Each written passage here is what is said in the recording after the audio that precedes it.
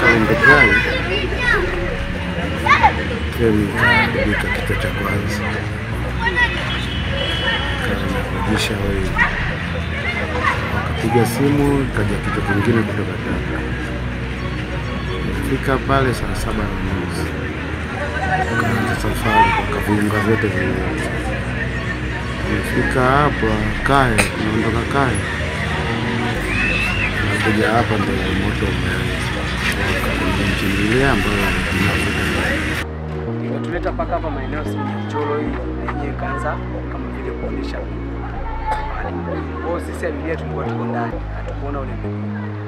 Kwa tukapewa taarifa tunatakiwa kuondoka kwa sababu anasema kanda hizi hapa zina vumbi. Kwa kutokana ile vumbi tukaambiwa tufunge madirisha na milango. Maana ukiwa kwa ndani huwezi ukaona kinachoendelea kule kwenye injini. Kwa hiyo baada ile injini kuanza kuonesha mlipuko, maana yake tukaambiwa tutoke. Kwa wale wakatoka pale kuanzia fire extinguisher katika sehemu ya kichwa cha treni ambayo ni treni inatoka kule Dar es Salaam, treni ya shirika la TRC. Hivyo baada ya kupokea taarifa, askari wakiwa na gari la kuzima moto walifika eneo la tukio na kukuta kweli kuna moto ambao unawaka katika sehemu ya kichwa cha hiyo treni. Na mpaka sasa tumefanikiwa kudhibiti huo moto kwa kushirikiana na mafundi ambao walikuwa katika hiyo treni.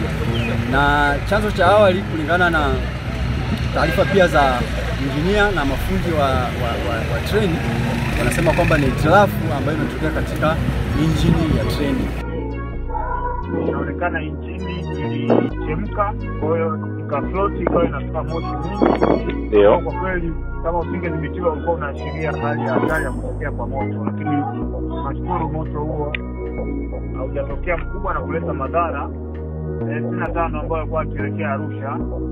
Hadi hadi inaingia hapa kwetu Moshi ilikuwa inaabiria 65 ambao walikuwa wanatakiwa kuendelea na safari kuelekea Arusha. Ndio. Kwa hiyo sasa kwa hali ilivyo, treni hii haiwezi ikaendelea na safari kwa kutumia hizi injini mbili ambazo ziko nazo ambazo zimepata hitilafu.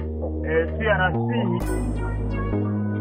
umeielekeza na inafanya mpango wa kupata kosta hili ili abiria hao waweze kuendelea safari kutoka Moshi na kuelekea Arusha.